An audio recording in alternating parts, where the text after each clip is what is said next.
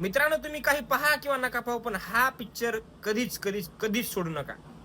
शालेय जीवनात जेव्हा एखाद्या व्यक्तीवर तुम्हाला प्रेम होतं, पण काही कारणास्तव ती व्यक्ती तुम्हाला तुमच्या आयुष्यामध्ये मिळू शकत नाही आणि तीच व्यक्ती भविष्यामध्ये तुमच्या समोर जेव्हा येते, तेव्हा काय घडतं?